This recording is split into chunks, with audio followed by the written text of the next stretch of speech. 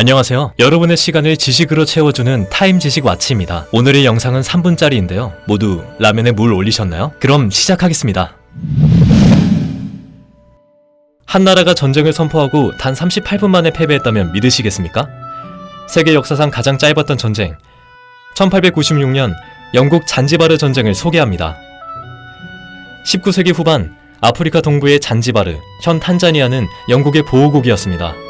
영국은 자국의 이익을 위해 친영국 성향의 술탄을 원했지만 1896년 8월 영국의 지지를 받던 술탄이 사망하고 새로운 술탄으로 카리드 빈 바르가시가 즉위했어요.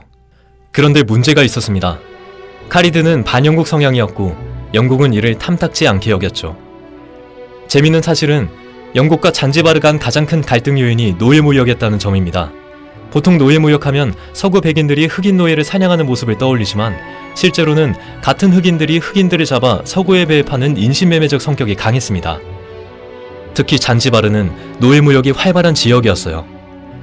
그런데 영국에서 노예무역 금지 법안이 통과되자 잔지바르에서는 이에 대한 반감이 컸습니다. 즉, 영국이 노예무역을 금지하려 하자 오히려 잔지바르가 이를 반대했던 것이죠. 영국은 카리드에게 즉각 왕궁에서 물러나라고 경고했습니다. 하지만 카리드는 이를 무시하고 왕궁을 요새화하며 군대를 준비했어요. 결국 1896년 8월 25일 카리드는 전쟁을 선언했습니다. 영국의 해리 로슨 소장은 카리드에게 1896년 8월 27일 오전 9시까지 군대를 해산하고 왕궁에서 나가라고 최후 통첩을 보냈습니다. 하지만 카리드는 끝까지 항복하지 않았어요. 영국은 1896년 8월 27일 오전 9시 공식적으로 전쟁을 선포했습니다. 마침 잔지바르 앞바다에서는 영국 함대 간 친선 크리켓 경기가 열리고 있었고 우연히도 영국 군함 5척이 그곳에 정박 중이었어요. 이 군함들은 마치 버스트콜을 걸린 듯이 곧바로 왕궁을 폭격하기 시작했습니다. 불과 38분 만에 왕궁이 무너졌고 카리드는 도망쳤습니다. 잔지바르군 사망자는 약 500명, 반면 영국군은 부상자 1명만 발생했어요. 결국 영국이 단 38분 만에 승리하게 되었습니다. 카리드는 독일 영사관으로 도망쳐 한동안 숨어 지냈다가 해외로 망명했어요. 이후 잔지바르는 다시 영국의 통치를 받았고 이 전쟁은 역사상 가장 짧은 전쟁으로 기록되었습니다. 그렇다면 단순한 폭격 작전이 아니라 정식 전쟁으로 기록된 이유는 무엇일까요? 정식 선전포고가 이루어졌고 군대가 투입되었으며 실제 교전이 있었고 사상자 발생 후 공식적인 항복으로 마무리되었기 때문입니다. 여러분, 38분 만에 끝난 이 전쟁 어떻게 생각하시나요? 만약 이 전쟁이 더 길어졌다면 역사는 어떻게 달라졌을까요? 댓글로 여러분의 의견을 남겨주세요. 좋아요, 구독, 알림 설정도 잊지 마세요. 자, 3분이 지났습니다. 이제 라면 드시면 됩니다. 맛있게 드세요. 안녕하세요. 여러분의 시간을 지식으로 채워주는 타임 지식 와치입니다. 오늘의 영상은 3분짜리인데요. 여러분, 양치 치약 짜셨나요? 그럼 시작하겠습니다. 한국 고대국가 고구려, 백제, 신라, 가야 중 가장 강한 왕국은 많은 사람들이 알다시피 고구려입니다. 그렇다면 고구려 역사상 가장 넓은 영토를 가졌던 왕은 누구일까요? 한민족의 알렉산더라 불리는 광개토 대왕일까요? 아니면 남진 정책으로 유명한 그의 아들 장수왕일까요? 의외일 수 있지만 정답은 바로 문자명왕입니다. 문자명왕의 이름은 나운으로 장수왕의 손자, 세손입니다. 세손은 왕의 손자를 뜻하는데요. 장수왕은 고구려 역사상 가장 오래 재위한 왕이었습니다. 그 때문에 장수왕의 아들인 고조단은 왕위에 오르지 못한 채로 생을 마쳤고 손자인 문자명왕이 왕위를 이어받게 되었습니다. 문자명왕이 고구려 역사상 가장 넓은 영토를 차지할 수 있었던 이유는 이미 광개토 대왕과 장수왕이 고구려의 영토를 크게 확정해 놓았기 때문입니다. 광개토 대왕이 후연을 격파하고 요동지역 만주 일대, 연해주 일대를 장악했고 남쪽으로는 임진강 이북을 장악했습니다. 그의 아들인 장수왕은 백제의 한성을 함락하고 한강 유역을 모두 장악했습니다. 이들의 후손인 문자명왕은 태어나자마자 광활한 고구려 영토를 가지고 국가를 운영하게 되었습니다. 삼국사기에 따르면 492년 2월 부여의 왕과 왕비, 왕자가 나라를 들어 항복했다는 기록이 있습니다. 일부 학자들은 부여 멸망 후 부여 유민 일부만 귀순했다고 주장하기도 하지만 문자명왕 시기 고구려의 영토가 역사상 가장 넓었다는 것은 학계의 정설입니다. 그렇다면 왜 문자명왕은 광개토대왕이나 장수왕처럼 유명하지 않을까요? 그 이유는 바로 치세의 실패 때문입니다. 북방에서는 물길과 거란의 압박을 받으며 고구려의 세력이 약화되기 시작했습니다. 남방에서는 신라와 백제의 나제 동맹이 더욱 공고해지며 백제의 동성왕과 무령왕의 공세에 밀렸습니다. 이 때문에 학계에서는 문자명왕의 통치기를 고구려 침체기의 시작으로 보기도 합니다. 이후 안원왕과 평원왕 시기를 거치며 고구려는 점차 쇠퇴의 길을 걸었습니다. 문자명왕의 사례는 우리에게 중요한 교훈을 남깁니다. 전성기 이후의 관리가 더 중요하다는 것입니다. 전성기를 맞이한 수많은 국가와 왕조가 이후의 관리를 소홀히 해 몰락했습니다. 이는 단순히 역사 속 이야기만은 아닙니다. 오늘날 대한민국은 K문화가 세계적으로 주목받고 다양한 기업이 글로벌 시장을 선도하며 전성기라 부를 만한 시기를 보내고 있습니다. 하지만 전성기 이후의 체계적인 관리와 대비가 없다면 침체기에 접어들 수 있다는 점을 잊지 말아야 합니다. 지금이야말로 대한민국이 미래를 대비하며 자성과 성찰을 해야 할 때가 아닐까요? 여러분의 생각은 어떠신가요? 댓글로 의견을 남겨주세요. 좋아요와 구독, 알림 설정도 잊지 마세요. 이제 양치 마치셔도 됩니다. 물로 헹구세요. 안녕하세요. 여러분의 시간을 지식으로 채워주는 타임지식 와치입니다. 오늘의 영상은 1분짜리인데요. 여러분, 플랭크 준비 되셨나요? 그럼 시작하겠습니다. 세계에서 가장 인구가 많은 국가는 어디일까요? 혹시 중국이라고 생각하셨다면 이제 정정해야 할 때입니다. 2023년 인도가 중국을 제치고 세계에서 가장 인구가 많은 국가가 되었습니다. 현재 인도의 인구는 약 14억 912만 명으로 이는 세계 인구의 약 18%를 차지합니다. 하지만 가장 많이 쓰는 언어를 말하면 결과가 조금 다릅니다. 사용자의 범위와 기준에 따라 순위가 달라지는데요. 사용자를 기준으로 하면 영어는 모국어 화자와 제2언어 화자를 포함하여 약 15억 명이 사용하며 국제 비즈니스, 과학, 기술 등 다양한 분야에서 널리 사용되는 글로벌 언어입니다. 중국어, 만다린은 약 11억 명의 사용자를 보유하며 중국 본토, 대만, 싱가포르 등에서 공식 언어로 사용됩니다. 모국어를 기준으로 하면 중국어는 9억 1,800만 명이 모국어 화자를 보유하고 있고 모국어 사용 인구 측면에서는 세계에서는 1위입니다. 2위는 스페인어, 약 4억 8천만 명의 모국어 화자를 보유하고 영어는 약 3억 7,900만 명의 모국어 화자를 보유하여 3위입니다. 아마 인도는 다양한 언어가 사용되는 나라이기 때문에 이런 결과가 나온 것으로 보입니다. 또 세계에서 가장 영토가 큰 나라는 여러분도 잘 아는 그 나라, 러시아입니다. 1분이 지났습니다. 플랭크 하느라 고생하셨습니다. 여러분의 코어 근육이 한층 더 단단해졌겠네요. 안녕하세요. 여러분의 시간을 지식으로 채워주는 타임지식 와치입니다. 오늘의 주제는 1분짜리인데요. 플랭크 자세 잡으셨나요? 그럼 시작하겠습니다. 여행 중 휴게소가 안 나올 때, 회의 중 갑자기 화장실이 급할 때, 이런 순간 한 번쯤 겪어보셨죠? 그래서 오늘의 주제는 화장실 참는 법입니다. 첫 번째 방법은 인중을 누르기입니다. 인중에는 인중혈이라는 혈자리가 있습니다. 이곳을 자극하면 생리현상을 완화하는 데 도움이 된다고 해요. 급할 때 살짝 눌러보세요. 정말 효과적일 겁니다. 두 번째 방법은 다리를 꼬고 자세 바르게 앉기입니다. 소변이 급할 땐 다리를 꼬고 척추를 곧게 세우는 것이 효과적입니다. 방광을 압박해 참는 데 도움이 된다고 해요. 세 번째 방법은 다른 생각하기입니다. 화장실 생각이 계속 나면 더 급해지죠? 다른 일에 집중하면 생리현상을 완화하는 효과가 있다고 합니다. 다음으로 화장실을 잘 참을 수 있게 하고 여러모로 건강에 좋은 운동, 케겔 운동을 소개합니다. 케겔 운동 방법은 항문 괄약근을 10초간 조였다가 10초간 이완한다. 한 번에 3회 반복, 하루 3세트를 한다. 이 운동만으로도 방광 근육을 단련하는 데 도움이 됩니다. 하지만 너무 오래 참는 건 방광 근육과 전립선 건강에 좋지 않다고 하니 가능하면 참지 말고 바로 화장실에 가는 게 가장 좋은 방법입니다. 1분이 지났습니다. 여러분의 코어 근육도 강화되고 유익한 정보도 얻으셨겠죠? 이제 화장실이 가고 싶다면 얼른 다녀오세요. 안녕하세요. 여러분의 시간을 지식으로 채워주는 타임지식 와치입니다. 오늘의 영상은 3분짜리인데요. 컵라면에 물 부으셨나요? 그럼 시작하겠습니다. 여러분, 순장이라는 풍습에 대해 아시나요? 순장은 고대에 죽지 않은 사람을 살아있는 사람과 함께 묻는 의식입니다. 순장을 떠올리면 아스텍 문명의 인신공양이 가장 먼저 떠오르실 텐데요. 사실 순장 풍습은 이집트, 로마, 그리스, 고대 중국의 주나라, 인도 등 세계 여러 지역에서 나타났습니다. 그리고 놀랍게도 우리 한반도에서도 순장 흔적이 발견된다는 사실 알고 계셨나요? 고구려 전에서는 고구려 왕이 사망하면 그를 섬기던 사람들도 함께 묻혔다는 기록이 있습니다. 또한 부여에서는 귀인이 죽으면 사람을 죽여 순장을 하는데 많을 때는 100명이나 된다는 기록이 남아 있습니다. 그리고 신라의 지증왕 시대에 순장이 금지되었다는 기록도 있죠. 이로 보아 고대 한국 사회에서도 순장이 빈번하게 이루어졌던 것으로 추정됩니다. 하지만 순장의 뚜렷한 고고학적 증거는 부족했습니다. 그럼에도 불구하고 고구려 무덤에서 순장의 흔적이 발견된 예는 있습니다. 예를 들어 장군총과 안악 사모분에서 왕의 죽음을 기리기 위해 여러 사람을 묻은 흔적이 발견되었습니다. 또한 백제와 신라의 무덤에서도 순장의 흔적이 발견되었고, 특히 가야 지역인 대성동 고분군, 함안 고분군, 고령 지산동 고분군에서는 순장의 흔적이 많이 발굴되었습니다.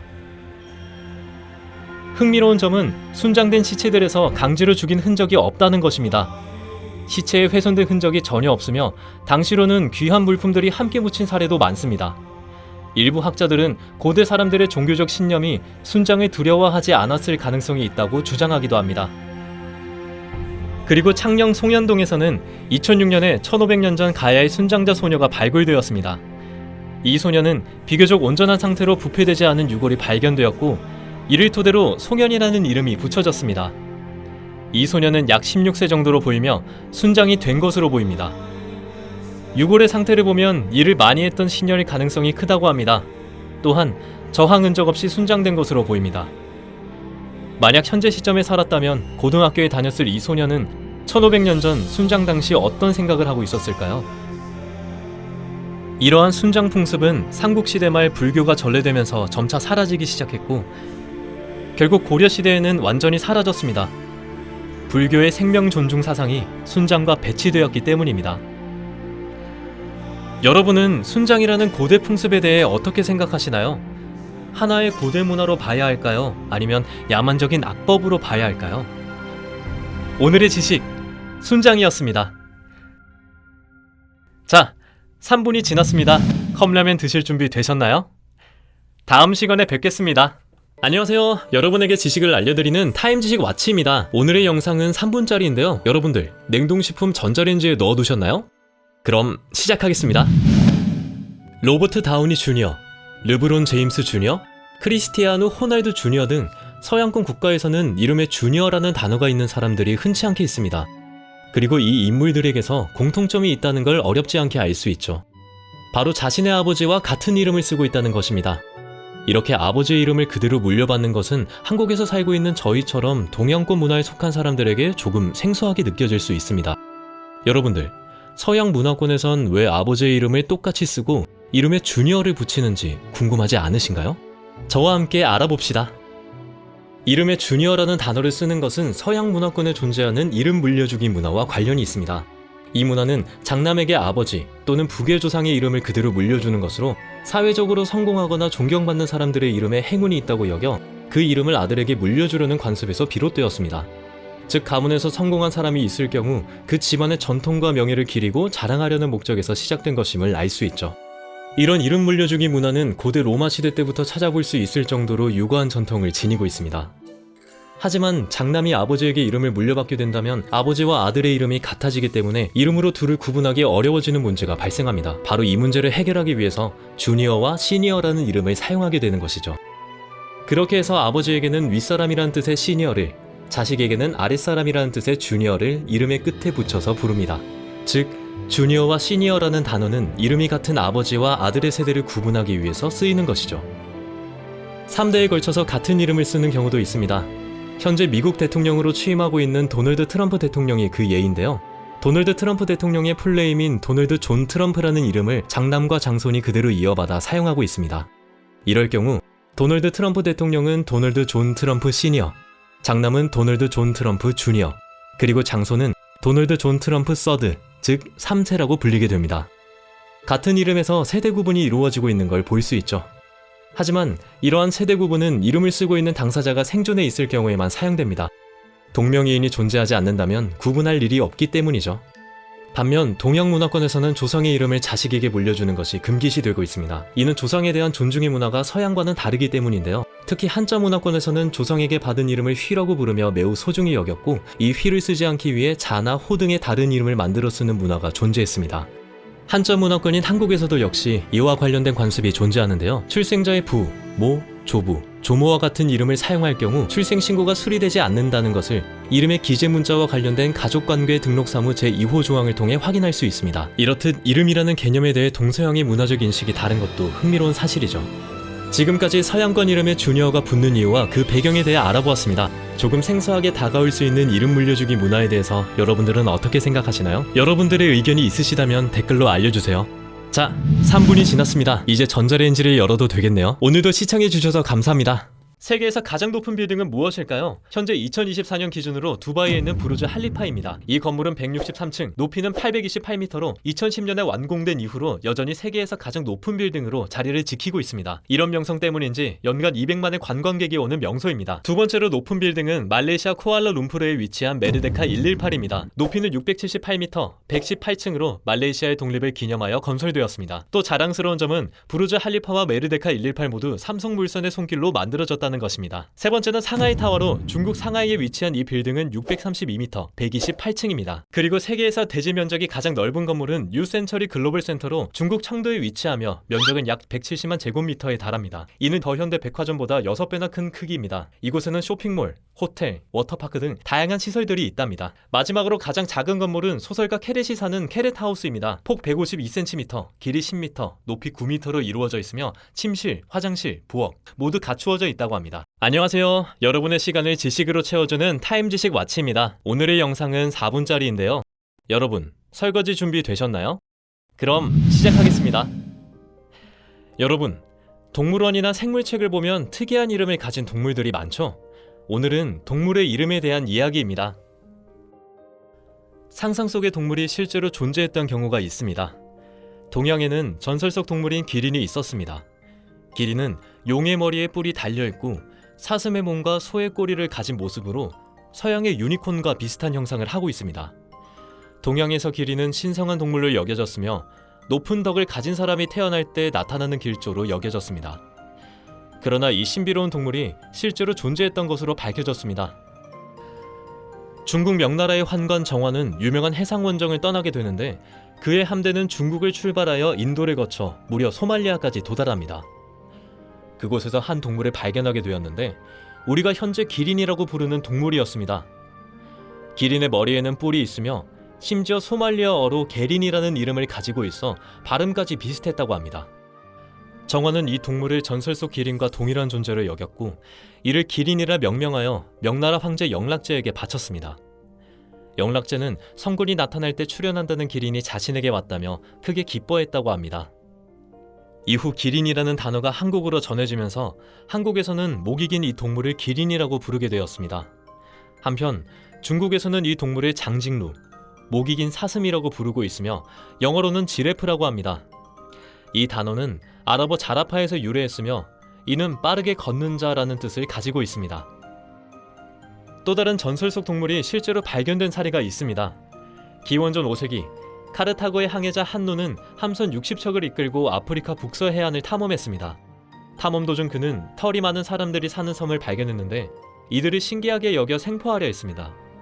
그러나 남성들은 너무 사나워서 붙잡지 못했고 여성 3명만을 사로잡았습니다.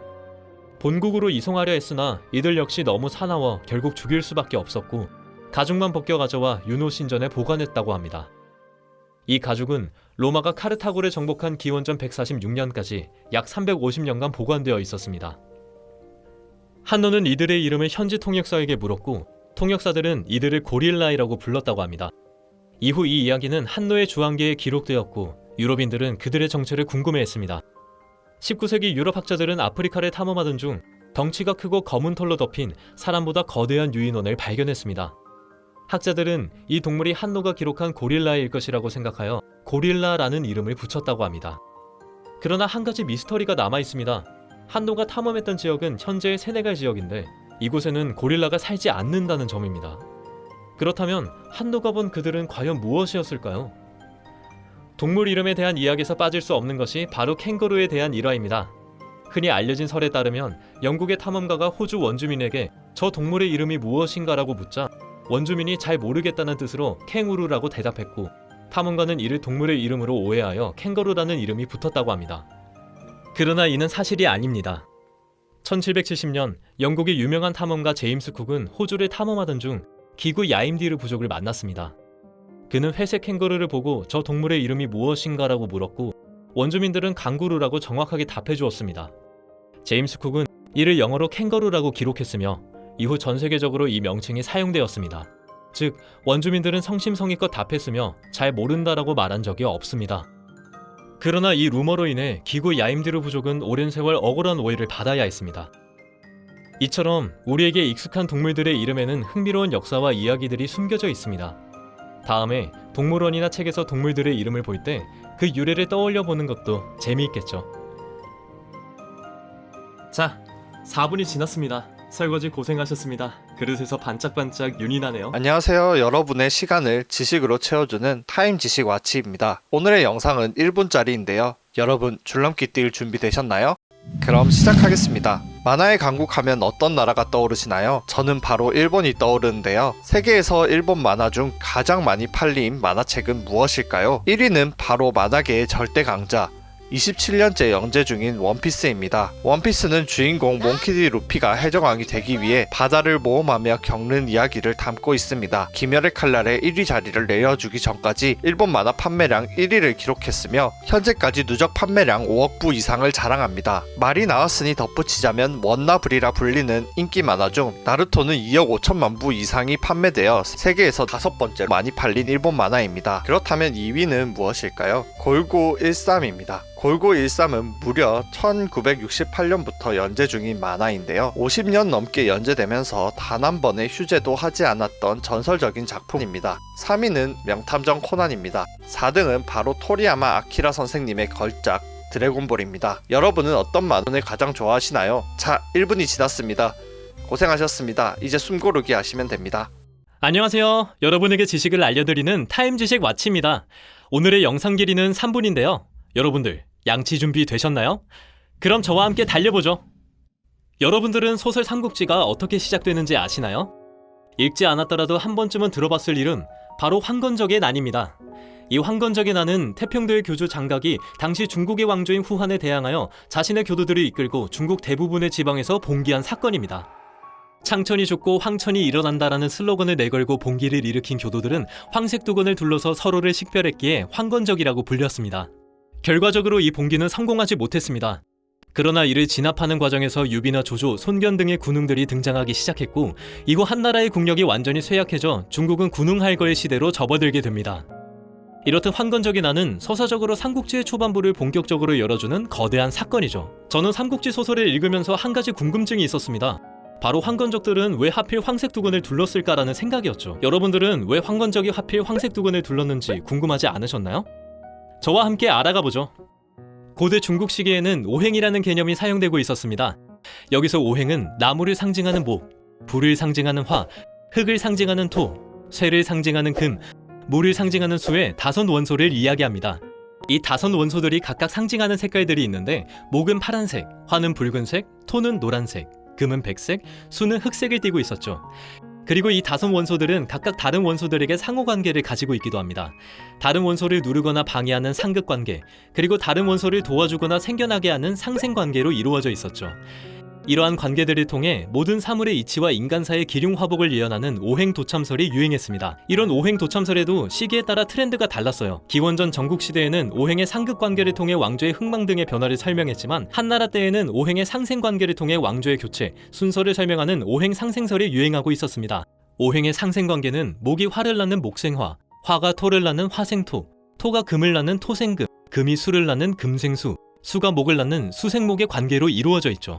당시 중국을 지배하고 있던 왕조인 한나라는 불의 기운인 화의 덕을 가진 왕조였습니다. 오행 상생설에 따른다면 화생토, 즉 불의 기운이 닿하여 불이 꺼진다면 재가 되어 흙의 일부가 되기 때문에 한나라의 뒤를 잇는 왕조는 흙의 기운을 가진 왕조인 것이죠.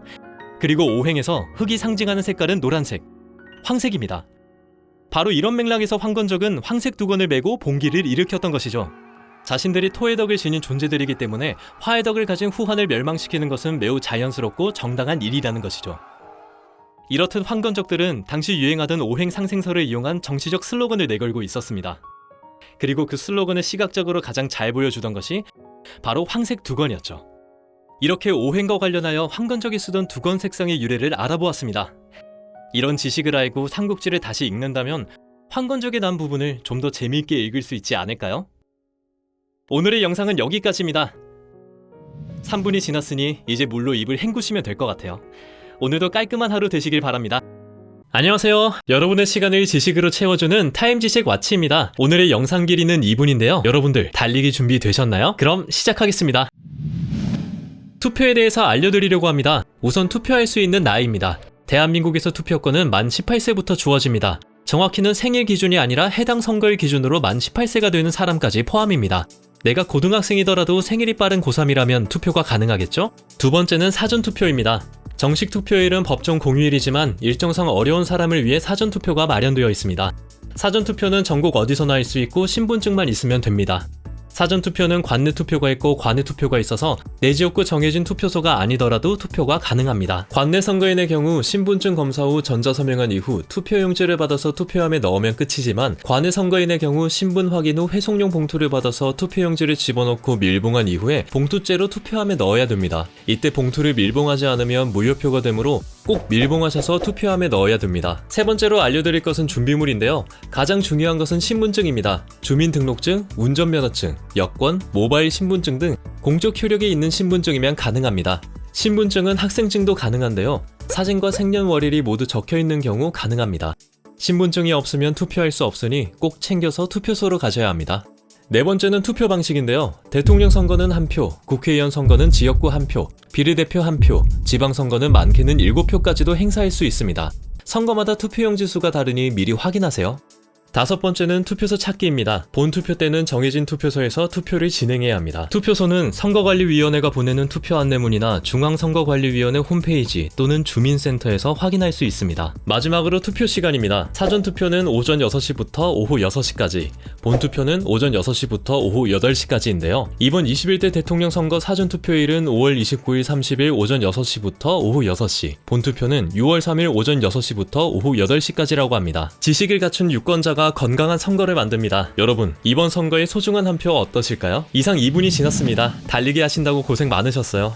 다음 시간에 봐요. 안녕하세요. 여러분의 시간을 지식으로 채워주는 타임지식 와치입니다. 오늘의 영상은 3분짜리인데요. 치약은 짜셨을까요? 망국의 군주라는 말이 있습니다. 국가가 망할 때 마지막 군주를 가리키는 말인데요. 왠지 쓸쓸하고 초라한 느낌이 떠오르시지 않나요? 타임지식 와치에서 시간을 되돌려서 고구려와 백제, 신라의 마지막 왕들이 어떻게 됐는지 추적해볼까요? 고구려 보장왕, 부흥운동 이후 실패하다. 668년 고구려가 멸망합니다. 보장왕은 당나라에 항복하고 낙양으로 끌려갑니다. 형식적으로는 웅진도독이랑 관직을 받았지만 사실상 감시 속의 유배자였습니다. 고구려 부흥운동을 건모잠, 안승, 고현무가 일으키자 그는 당나라로부터 의심을 받게 되었습니다. 그러다 681년 당나라가 중앙아시아에 있는 토번과 전쟁하고 있는 틈을 타 보장왕은 말갈과 손잡고 고구려 부흥을 위해 반란을 일으켰으나 실패하고 결국은 삼국지 유비의 총나라 땅, 지금의 스촨성으로 681년에 유배를 가게 되었습니다. 그리고 정확하지는 않지만 682년에 보장왕은 사망하게 되었습니다. 일각에서는 처형당했다는 썰도 있고 이때 사망하지 않았다는 이야기도 있습니다. 하지만 이후에는 생사조차 알려지지 않은 채 조용히 역사 속으로 사라집니다. 백제 의자왕, 비석을 남기다. 660년 백제가 멸망했습니다. 의자왕은 사비성에서 항복한 이후 당나라로 압송되게 됩니다. 그는 사공이라는 고위 명예직을 받았습니다. 사공은 실무직이 아닌 명예직에 가까웠고 사실상 권력이 전혀 없었습니다. 하지만 의자왕은 보장왕과는 다르게 처형되지도 유배당하지도 않았습니다. 그 이유가 있는데요. 백제도 백제 부흥운동이 일어났으나 의자왕은 그 전에 사망했기 때문입니다. 의자왕은 660년 백제가 멸망하고 낙양으로 압송된 이후 바로 그해 사망했다고 합니다. 그가 죽자 당나라 고종은 금자 광록대부 위위경으로 추증하고 옛 백제 신하들에게 장사를 지내도록 허락했다고 합니다. 그의 묘는 아직 발견되지 않았지만 낙양 북쪽 북망산, 망국의 군주들이 묻힌 곳에 묻혔다고 하는데요. 그 유명한 삼국지의 촉한의 유선과 소노의 흉폭한 마지막 왕, 소노와 같이 묻혔다고 합니다. 참고로 의자왕이 삼천궁녀를 거느렸다는 이야기는 허구라는 것이 학계의 정설입니다. 애시당초 사비성의 인구가 5만 명 정도로 추정하는데 3,000명이나 되는 궁녀가 있다는 것은 말도 안 되는 내용입니다. 삼국사기에는 삼천궁녀가 낙화함에서 떨어졌다는 기록이 전혀 없고 삼국유사에 의자왕과 후궁들이 바위에서 뛰어내렸다는 기록이 있는데 의자왕은 아까 말한 대로 중국에서 죽었으니 기록이 틀린 것입니다. 100명의 위인 노래에서 삼천궁녀 의자왕은 이제 빼야 될 때가 되었네요. 신라 경순왕, 가장 현실적인 마지막. 935년 신라는 이미 쇠락했고 후삼국 통일은 눈앞이었습니다. 신라의 마지막 왕 경순왕은 결단을 내립니다. 스스로 고려 태조 왕건에게 항복, 더 이상의 피를 흘리지 않기 위해 백성을 위해 나라를 바치겠다는 선택을 하게 됩니다. 왕건은 아직 후백제와 전적이 남아있기도 했고 후백제의 항복을 유도하기 위해 최고로 경순왕을 예우합니다. 그를 사심관으로 삼고 경주의 시급을 하사하고 귀족으로 예우했습니다. 경순왕 김부는 고려에서 약 20년간 평안한 삶을 살았고 978년까지 살았습니다. 이는 고려의 왕건보다도 오래 산 것이고 무려 고려의 4대왕 광종보다도 오래 산 것입니다. 81세라는 천수를 누리고 조용히 세상을 떠났습니다. 그의 무덤은 당연히 오늘날 경주시 외곽에 남아있습니다. 정리하면 보장왕은 싸웠지만 사라졌고 의자왕은 항복하자 죽어서 이름을 남겼으며 경순왕은 현실을 받아들여 존엄을 지키고 천수를 누렸습니다. 나라를 잃은 그들이 취한 각기 다른 조치들, 여러분들이라면 어떻게 하셨을 것 같나요? 자, 3분이 지났습니다. 여러분의 치아도 닦이고 머릿속도 지식으로 닦였기 바랍니다. 오늘도 고생하셨습니다. 안녕하세요. 여러분에게 지식을 알려드리는 타임지식 와치입니다. 오늘 영상 길이는 3분인데요. 여러분들 3분 동안 러닝하실 준비 되셨나요? 그럼 시작하겠습니다. 서울에서는 조선시대 궁궐을 어렵지 않게 찾아볼 수 있습니다. 경복궁, 창덕궁, 창경궁, 경운궁, 경희궁에 5궁궐이 남아있고 궁궐로 찾아가서 티켓을 끊으면 직접 내부를 구경할 수 있죠. 심야 시간에 관람을 할 수 있는 야간 개장 행사까지 열릴 정도로 조선시대의 궁궐은 한국의 대표적인 관광지가 되었습니다. 하지만 궁궐 내부를 관람하다 보면 한 가지 궁금증이 생기실 거예요. 바로 건축물마다 이름의 끝에 붙여진 글자가 다르다는 것입니다. 외관상으로는 별 차이가 없어 보이는데도 어떤 건축물에는 이름의 끝에 전이라는 글자가 붙어있고 어떤 건축물은 당이나 각 또는 정 등의 글자들이 이름의 끝에 붙어 있습니다. 궁궐 내부의 건물들이 끝이름에 따라 구분되어 있는 것이죠. 그렇다면 어떤 이유로 조선시대 궁궐의 건물들이 구분되는지 궁금하지 않으신가요? 지금부터 알려드리겠습니다. 조선시대 궁궐 내부의 건물들은 크기와 격에 따라 위에서 순서대로 전, 당, 합, 각, 제, 헌, 루, 정으로 구분됩니다. 즉 건물들의 위계를 나눈 것이죠. 따라서 그 쓰임새도 붙여진 이름에 따라 각각 다릅니다. 이 위계를 순서대로 차근차근 알아보겠습니다. 가장 높은 서열에 있는 전은 왕 또는 왕비, 왕의 부모같이 왕실에서 위계가 가장 높은 인물들이 사용하는 건물에 붙입니다. 의전 행사 등의 공적 업무를 보던 왕의 집무실이나 왕과 왕비의 집으로 쓰이던 침전에서 이 글자를 찾아볼 수 있죠. 즉 궁궐 안의 중심 건물이라고 볼 수 있습니다. 그만큼 건물의 치장도 많고 규모도 크죠. 대표적인 건물로는 경복궁의 정전인 근정전이 있습니다. 그 다음 서열에 있는 당은 건물의 규모는 전과 비슷하지만 격은 한 단계 낮습니다. 관리들의 공적 공간으로 이용하는 건물이나 세자가 기거하던 집처럼 전에 비해 더 일상적인 활동을 하는 건물에 당이라는 글자를 붙이죠. 전에 딸린 부속 건물 또는 부속 공간의 중심 건물에도 쓰입니다. 대표적인 건물로는 왕세자나 왕세자빈 같이 왕 바로 밑에 위계에 있는 인물들이 거주하는 동궁이었던 자선당이 있습니다. 다음으로는 합과 각입니다. 합과 각은 대부분 전과 당의 부속 건물로 존재하는데요. 여기서 합은 어느 정도 규모를 갖추어 독립된 건물로 왕이 쉬기 위해 머물던 별장의 개념으로 쓰였습니다. 그리고 각은 왕실과 직접적으로 관련된 물건을 보관하거나 관측시설 역할을 하던 건물에 붙였는데 유장각이 그 대표적인 건물이죠. 다음 서열인 제와 헌은 왕실 가족이나 궁궐에서 활동하는 사람들이 주로 사용하는 건물에 붙여졌습니다. 여기서 제는 왕실 가족들이 숙식 등의 일상적인 주거용으로 쓰거나 조용하게 독서나 사색을 하기 위한 용도로 지은 독립된 건물에 붙였으며 대표적인 건물로는 창덕궁의 낙선제를 들 수 있습니다. 헌은 주로 공무적 기능을 수행하는 건물에 붙여졌는데요. 화성행궁에서 공식 연회나 행사를 진행하는 용도로 만들어졌던 낙남헌을 그 대표적인 예시로 들 수 있습니다.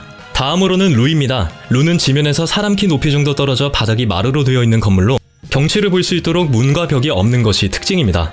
보통 2층 건물 구조로 지어지는데 이 경우 1층과 2층의 끝이름에 각각 각과 루라는 이름을 붙였습니다. 대표적인 건물로는 창덕궁 주함루를 들 수 있죠. 마지막으로 정은 연못가나 산속의 휴식이나 연을 공간으로 활용하기 위해 지어진 작은 건물입니다. 주로 사적인 용도로 사용되었죠. 오늘은 조선시대의 건물들이 어떻게 구분되는지 알아봤습니다. 이 영상을 통해서 여러분들이 궁궐에 놀러갔을 때 훨씬 더 재미있게 관람하셨으면 좋겠네요. 자, 3분이 지났습니다. 이제 천천히 숨을 고르시면 됩니다. 오늘도 시청해주셔서 감사합니다. 안녕하세요. 여러분에게 지식을 알려드리는 타임지식 와치입니다. 오늘 영상 길이는 3분인데요. 여러분들 오늘은 볶음라면에 물 받으셨나요? 그럼 시작하겠습니다.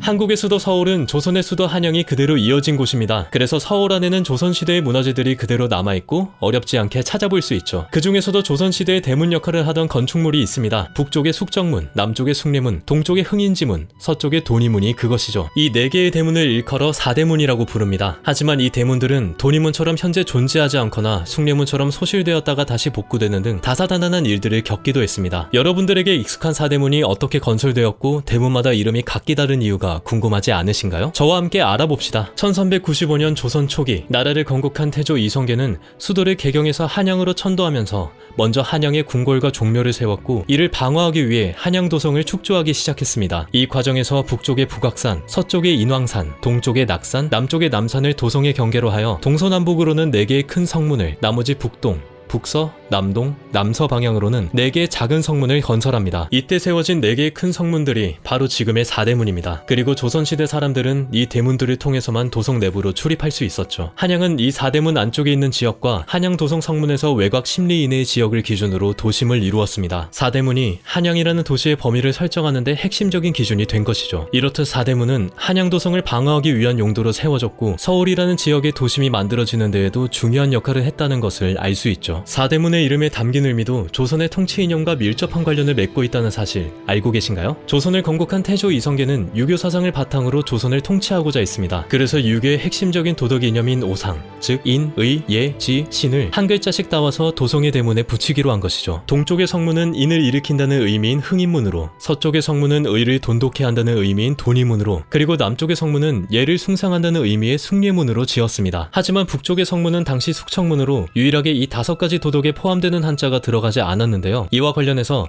조선 건국 당시 정도전이 북대문의 이름을 지혜를 넓힌다는 뜻의 홍지문으로 지으려고 했으나 다른 관료들의 반발로 무산되었고 대신 지혜를 숨긴다는 의미의 숙청문이 되었다는 이야기가 있습니다. 숙청문은 이후 중종 때에 다시 숙정문으로 이름을 바꾸어 지금까지 이어지게 되었고 홍지문이라는 이름은 숙종 때 탕춘대성을 축조하면서 세운 성문에 붙여졌습니다. 이렇듯 사대문의 이름에 인이예지라는 도덕 이념이 중시되고 있음을 알 수 있습니다. 그리고 마지막 신이라는 글자를 딴 건물이 사대문의 중앙에 위치하고 있다는 것도 아시나요? 바로 보신각입니다. 타종을 통해 백성들에게 시간을 알리거나 사대문을 열고 닫는 역할을 수행했던 이 보신각에도 두루두루 믿으며 살라는 유교적 의미가 담겨 있었습니다. 이렇듯 사대문 안쪽 지역은 건국 당시 조선이 지향하고자 하는 통치 이념을 상징하는 구역이었습니다. 한양에 사는 백성들이 도성을 드나들며 문들의 이름을 보고 보신각에서 울리는 타종 소리를 들으며 유교의 5가지 도덕 이념을 자연스럽게 떠올리게 바라는 태조의 마음을 사대문과 보신각을 통해 엿볼 수 있죠.